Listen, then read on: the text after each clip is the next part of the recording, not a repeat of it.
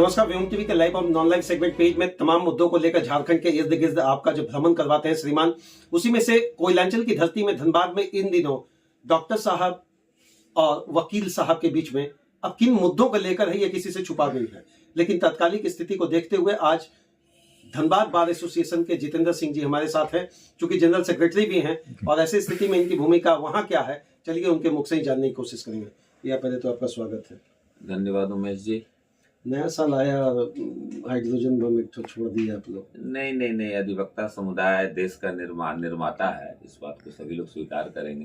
देश की आज़ादी में सबसे बड़ा योगदान रहा होगा अधिवक्ता समुदाय का, और आज़ादी के बाद भी आज तक जो प्रजातांत्रिक व्यवस्था भारत में चल रही है उसमें अधिवक्ता समुदाय का सबसे बड़ा योगदान है। तो भैया चोट लगेगा तो उसी हॉस्पिटल में ही बगल में जाइएगा ना, जहाँ आज विवाद इतना बड़ा खड़ा है। देखिए, आत्मस्वाभिमान और सम्मान से बड़ा कोई बात नहीं होता है। तो अचानक ऐसा क्या हुआ, थोड़ा सा इसका अगर फ्लैशबैक में जाकर अगर हिस्ट्री जानने की कोशिश करें, 1908 से 2026 में ऐसा बवाल वकील के तरफ से, सीधी बात कि एक विरोध कभी नहीं देखा गया, अचानक क्या ऐसा हो गया? देखिए उमेश जी, सबसे पहले तो मैं करेक्शन करूंगा आपको कि डॉक्टर्स वर्सेस लॉयर्स की बात नहीं है। डॉक्टर्स धरती के भगवान है, उनका सम्मान है, श्रद्धा है। और डॉक्टर चाहे पैरामेडिकल स्टाफ, चाहे नर्सेस, चाहे सहिया, जो मेडिकल एस्टेब्लिशमेंट है भारत की व्यवस्था में, उससे हमारा कोई विरोध नहीं है।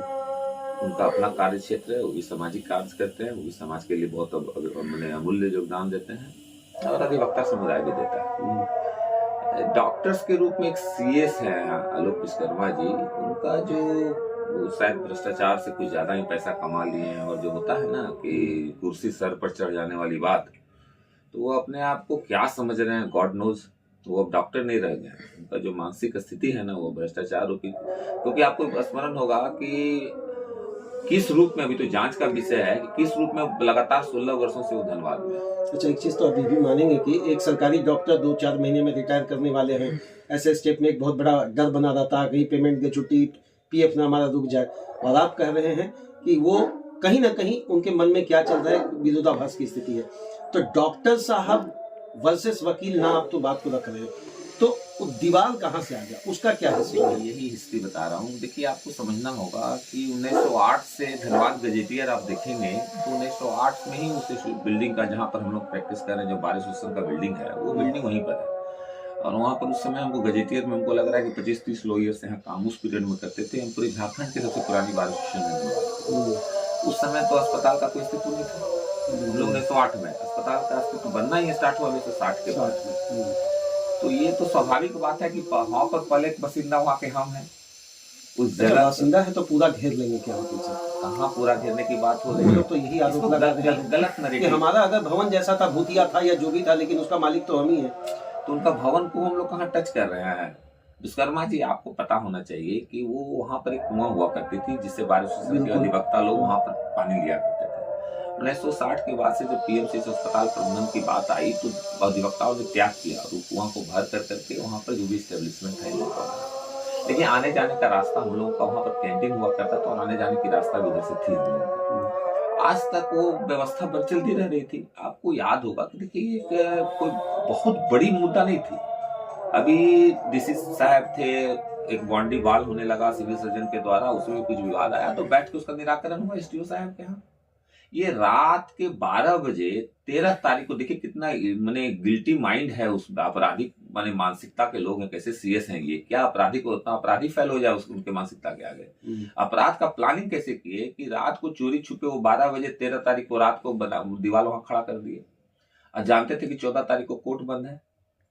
तो इसमें उनका निजी क्या स्वार्थ है? अब यहाँ प्रश्न मेरा ये उठता है, चलिए 13 तारीख को बनाए, 14 को कोर्ट बंद है, निजी क्या स्वार्थ हो सकता है उनका? अपना जमीन, वो स्टेटमेंट दे रहे, हमारा जमीन नहीं, हम रिटायर हो जाएंगे, कल दिन चले जाएंगे, ऐसे में हम क्यों चाहेंगे इतना बड़ा वकीलों का तकबा से विरोध करें? नहीं, विकृत मानसिकता के लोग होते हैं ना, जो पता है ना, कुर्सी जब माथा पर चढ़ जाता है तो वो कुछ नहीं देखता है, वो विकृत मानसिकता के आदमी है, उसको खुद ट्रीटमेंट का जरूरत है आलोक विश्वकर्मा को।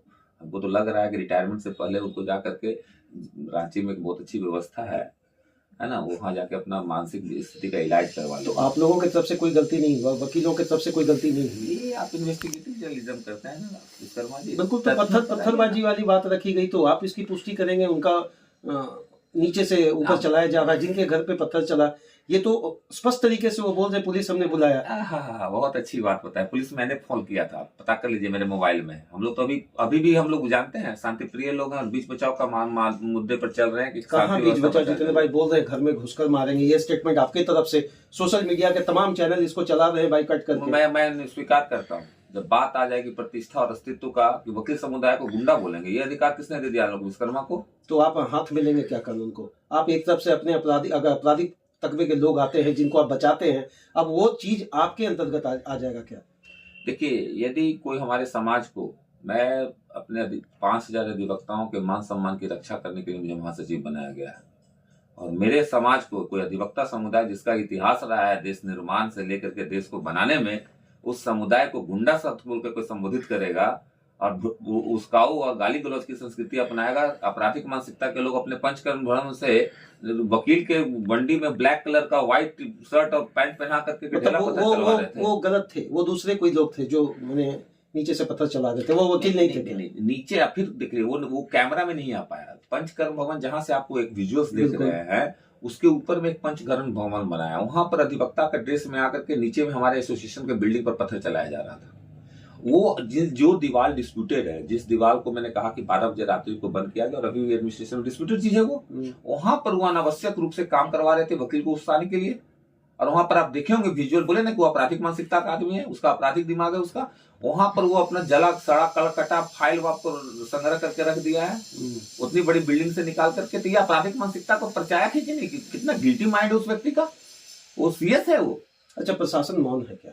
अभी तो डीसी साहब को, एसएसपी साहब वहां पहुंचे भी थे, मुझे लगता है कुछ बीच बचाव का मामला हुआ था, एसडीओ साहब भी पहुंचे, लेकिन प्रशासन का इस वक्त क्या रोल होना चाहिए था? एक जनरल सेक्रेटरी से अगर ये बात पूछा जाए तो। हाईली इनकम्पिटेंट लोग हैं ये लोग, ठीक है। यूपीएससी क्वालिफाई करके आ गया, मैं उनका मैंने किताबी ज्ञान पर तो मैं कोई टॉपिक पर चर्चा मैं नहीं करूंगा, लेकिन वेलफेयर स्टेट में डीसी हो चाहे एसएसपी, वो सामाजिक व्यवस्था को, जिला की व्यवस्था को बनाने के लिए आता है, वो मैनेजमेंट की स्किल्स होनी चाहिए।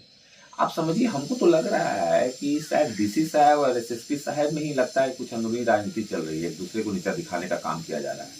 नए एसडीएम आए थे, बेचारे बहुत अच्छे व्यक्ति हैं, यूपीएससी करके आए हैं, सतपाली पोस्टिंग रही होगी उनका स्टेटमेंट आप देख लीजिए। वो बात मैसेज में आकर के बोले कि हाँ, उनके साथ में एक डीएसपी भी थे, सीसीआर सुमित क्या नाम है, उन्होंने कहा कि बाबू एकदम स्पष्ट रूप से बोला कि एकदम कल से हम दीवार तोड़वाने का काम कर रहे हैं, उन्हें गलत किया है। सर ये थोड़ा सा रुकेंगे, आप दो स्टेटमेंट रखें। सीएस साहब का बोल रहे हैं विकृत मानसिकता, और जितने भी यूपीएससी क्वालिफायर धनबाद में आकर बैठे हैं, मान लीजिए जिनको भी आप संबोधित कर रहे हैं, इनकम्पिटेंट बोल रहे हैं, क्या आपको नहीं लग रहा ये मामला अब और दूसरा रुख अपनाने जाएगा? देखिए, अब जब संघर्ष के राह पर चल गया है ना, तो अधिवक्ता समुदाय आजादी की लड़ाई में बहुत लंबा संघर्ष का इतिहास रहा है, बहुत त्याग किया है, कितने अधिवक्ता जेल में अपने प्राणों को न्यौछावर कर दिए।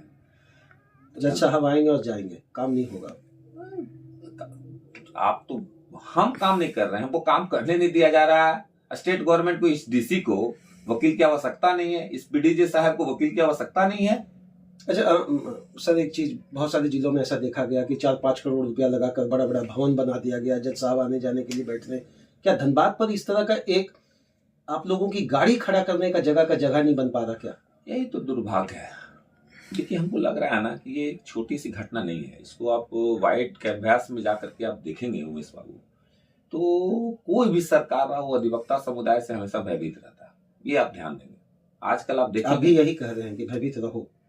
नहीं देखिए, चूंकि नहीं, आज जो आप स्टेटमेंट रखे हैं, घर में घुसकर खींचकर मारेंगे, ये स्टेटमेंट एक जनरल सेक्रेटरी का अगर है तो उधर से आउटपुट क्या मिलने जा रहा है? न्यूटन का थर्ड लॉ आएगा क्या? देखिए, जब ढेला पत्थर चला के अधिवक्ताओं को गुंडा और गाली गलौज करेगा, तो हम लोग कलम के साथ साथ, मैं तो उस मानसिकता के आदमी हूँ कि कलम के साथ साथ जरूरत पड़ेगा तो तलवार उठाने के लिए भी मैं तैयार। प्रशासन को क्या कहने जा रहे हैं? अगर स्पष्ट जनरल सेक्रेटरी साहब का अगर ये बात उनके तक पहुंच रहा तो क्या उनको संदेश देते? देखिए, प्रशासन से मेरा आग्रह है कि आप, जुडिशियरी का अंग है बार एसोसिएशन, आप जैसे जुडिशियल, यदि न्यायिक व्यवस्था तो चलनी चाहिए कि नहीं चलनी चाहिए, कि बंद कर देनी चाहिए। यदि प्रशासन बोल दे कि न्यायिक व्यवस्था की आवश्यकता नहीं है, हेमंत सोरेन सरकार बोल दे कि झारखंड में न्यायिक व्यवस्था की हमको आवश्यकता नहीं है, तब तो मैं कुछ नहीं बोलूंगा। अपने अधिवक्ता साथियों को बोलूंगा कि लाइसेंस सरेंडर कीजिए और अपना जो व्यवस्था बना सकते हैं, जीविकोपार्जन कीजिए। यदि न्यायिक व्यवस्था को है चलाना है, संवैधानिक व्यवस्था को चलाना है राज्य में, तो वकील को आप इग्नोर नहीं कर सकते हैं। और वकील को यदि इग्नोर नहीं कर सकते इस सेंस में कि वकील को वहां पर बार एसोसिएशन में कोर्ट प्रीमाइसेस में आपको सुविधा देनी होगी, पार्किंग व्यवस्था देनी होगी। वकील धनबाद का आप देखेंगे, रेडियस से देखेंगे तो 50-60 किलोमीटर की दूरी से वकील लोग आते हैं धनबाद बार एसोसिएशन में प्रैक्टिस करने के लिए। बजरंगबली की तरह उड़ करके तो नहीं आएंगे, टू व्हीलर मतलब यही कहना है कि या तो पैदल आए या साइकिल का भी जगह अब नहीं मिल पाएगा। साइकिल का भी जगह नहीं मिल पाएगा, तो या तो पैदल आए, संभव है, प्रैक्टिकल बात है कि वकील पैदल आए। अच्छा, आपके बगल में डीसी ऑफिस बंद हो गया, पंचायत भवन बंद पड़ा हुआ है, एसडीओ कोर्ट के पीछे बहुत सारा जगह है, कोई नूर मैदान है, इन सारी चीजों को लेकर कभी नहीं लगा कि सरकार को थोड़ा डायरेक्ट इंटीमेट करवाएं कि पॉसिबिलिटी वहां से निकल के? बहुत दिनों से प्रयास किया जा रहा हूँ आपको मैं बता देता हूँ कि मैं विगत 5 सालों से मैं जीएस जनरल सेक्रेटरी हूँ। इस बात के इश्यूज मैंने बार-बार अपने समय पर उठाते रहा है, क्योंकि आप देखेंगे कि कोरोना काल के बाद जब से पूरी घटना घटी थी तो कोर्ट में प्रीमाइसेस में लगता था वकीलों को गाड़ी, तो वहाँ पर सेफ्टी इश्यूज के नाम पर वहां से भी बंद करने का प्रयास किया जा रहा है। 4 व्हीलर्स तो बंद हो गया, अब 2 व्हीलर्स को भी बंद करने की बात की जा रही है। समझिए बात को। तो हम लोगों ने कहा है कि देखिए वकील को हॉस्पिटल प्रीमाइसेस में लगाएं या कोर्ट प्रीमाइसेस में लगाएं, ये मजबूरी है हमारी, ये मेरा मांग नहीं है।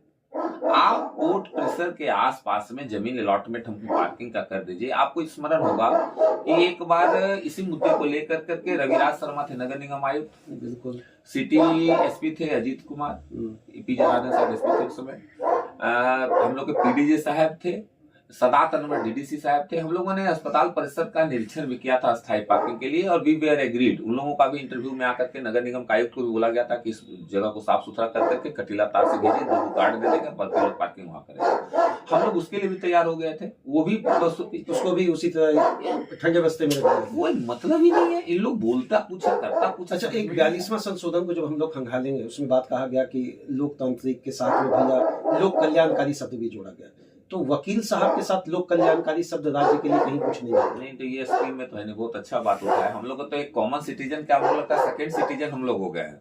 जैसे आजकल एक नैरेटिव नहीं चलता है, जैसे लग रहा है बांग्लादेश से और पाकिस्तान से आए हुए विस्थापित लोग हैं हम लोग देश में। एकदम वकील समुदाय जो है ना, वो गवर्नमेंट के स्कीम्स में नहीं है, सिटीजन के हिस्से में नया कॉलम मेंशन होगा। नया कॉलम। अच्छा, एक स्टेटमेंट, एक फिल्म आया था, आपको याद होगा, बोल राधा बोल तूने ये क्या किया। तो बोलिए वकील साहब, बोलिए आपने ये क्या किया, ये आम जनता पूछ रही है आप लोग से। अब आम जनता इसको इंटरेस्ट लेने लगी है, केवल पत्रकारों तक ये मामला नहीं है, प्रशासनिक अधिकारी तक मामला नहीं है, क्लाइंट तक नहीं है। अब आपसे अगर पूछ रही है तो आप उनको कैसे करेंगे? मेरा जो 1 सप्ताह से ठंडे बस्ते में केस पड़ा हुआ है उसका क्या होगा? देखिए, आप इस बात को समझना होगा कि हम लोग कॉमन मैन से सबसे ज्यादा जुड़ा हुआ रहता है अधिवक्ता समुदाय, किसी भी प्रोफेशन में आप देख लीजिए, काफी सेंसिटिव है उनके काउज के लिए। उनसे क्षमा प्रार्थी एक इंटरव्यू मैंने कहा भी पत्रकार बंधुओं को कि देखिए हमारी लड़ाई संस्था व्यवस्था भ्रष्ट व्यवस्था से है। वकील प्रशासन का दुश्मन क्यों है, राज्य सरकार का दुश्मन हमेशा वकील क्यों है?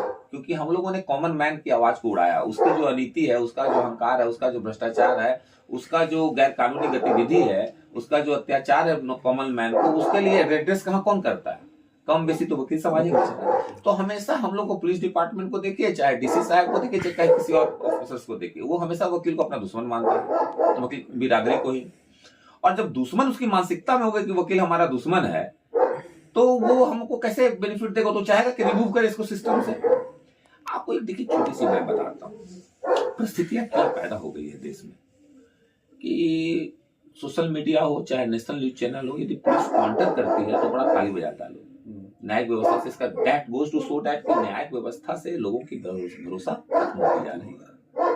समझिए, जो माइटी लोग हैं, जो पावरफुल लोग हैं, वो कोर्ट आना पसंद नहीं करते, वो अपना फैसला ऑन द स्पॉट कर लेते हैं। जो बेचारे कुछ नहीं कर पाते हैं, जो सिस्टम से नहीं लड़ पाते हैं, चाहे जिनके पास मनी रिसोर्सेज नहीं हो, जो व्यक्ति सर्वोदय की बात नहीं कर सकता है, वो वकील के पास आता है। तो वस्तुस्थिति न्यायिक व्यवस्था पर लोगों का ये चिंताजनक बात है, और सरकार की भी पॉलिसी मंशा यही है कि पुलिस स्टेट बना देना है इसको। देखिए, दोनों तरफ से देखिए, सरकार लोगों के प्रति ऐसी व्यवस्था बना दी गई है कि लोगों का धीरे धीरे न्यायिक व्यवस्था से भरोसा उठता चला जाए, सो डैट कि उसके जगह पर एक नया सिस्टम को रिवॉल्व करे जिसको कहता है पुलिस स्टेट।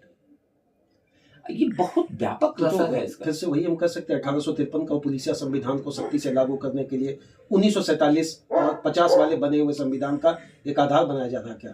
एकदम बहुत मैं बता रहा हूँ। आप हैदराबाद का एक रेप विक्टिम लोग का इनकाउंटर हुआ था, बीच में एक देश में राज्य में संस्कृति चली थी और लोगों ने बड़ा क्लैपिंग किया था। तो मैं उस समय भी मैंने कहा था कि देखिए, ये गुड साइंस नहीं है डेमोक्रेसी के लिए।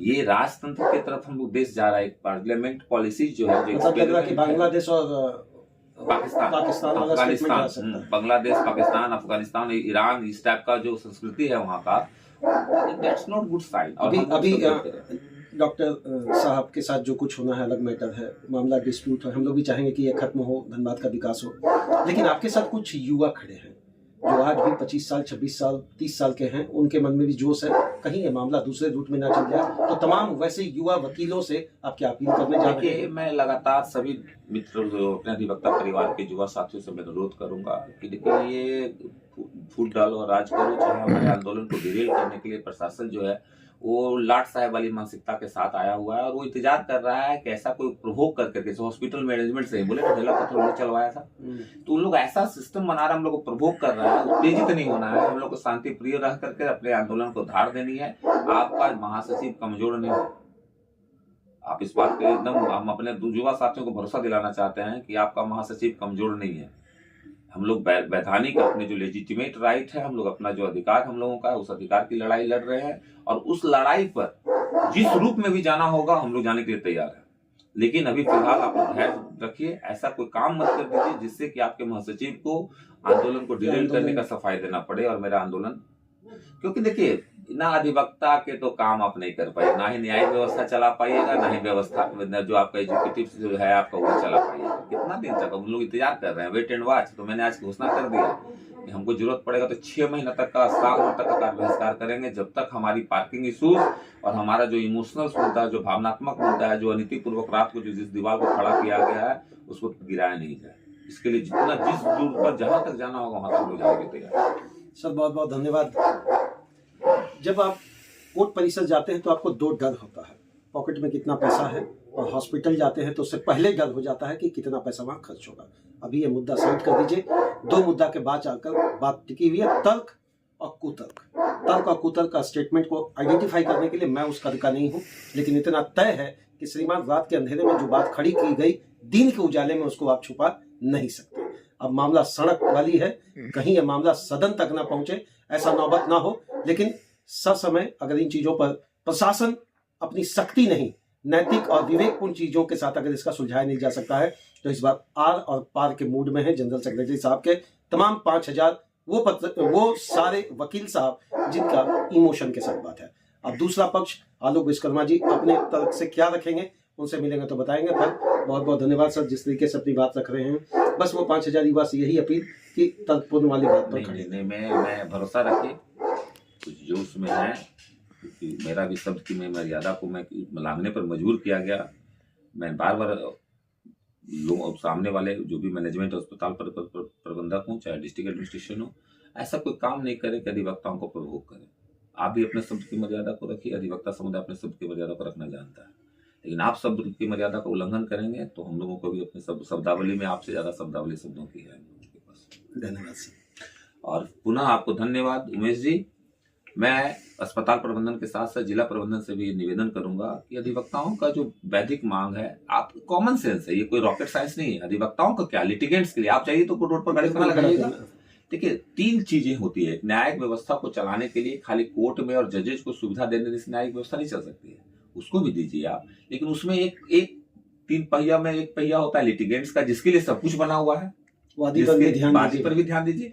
और एक दूसरा पक्ष होता है कि जो अधिवक्ता परिवार है, अधिवक्ता के बिना न्यायिक व्यवस्था नहीं चल सकती है, वादी के बिना न्यायिक व्यवस्था नहीं चल सकती। इसलिए वो ये दोनों का जो लेजिटिमेट मांग है कि पार्किंग का, ये कौन सा बड़ा मांग रहे हैं वेलफेयर स्टेट में हम लोग। आप अस्पताल प्रबंधन को सोना का बना दीजिए ना भाई, न्यायिक प्रबंधन जजेज लोग का है, क्वार्टर है, बिल्डिंग है, इंफ्रास्ट्रक्चर है, सोना का बना दीजिए, हीरा से जड़ दीजिए। अधिवक्ताओं को कोई मतलब नहीं, अधिवक्ता को मिनिमम बेसिक्स जो होता है पार्किंग की सुविधा, वो तो खड़ा होने का, चलने का एक रास्ता, गाड़ी पार्किंग का तो रास्ता तो दीजिए, बेसिक्स चीज तो दीजिए। एक ऑर्डिनरी सिटीजन का जो राइट होता है वही तो तुमको दे दीजिए ना, छोड़िए अधिवक्ता का अधिकार। एक ऑर्डिनरी सिटीजन का जो राइट होता है वो भी तो दे दीजिए ना, कहाँ जाके पार्किंग कहाँ करेगा। चलिए सर, बहुत बहुत धन्यवाद आपका। धन्यवाद उमेश जी, धन्यवाद।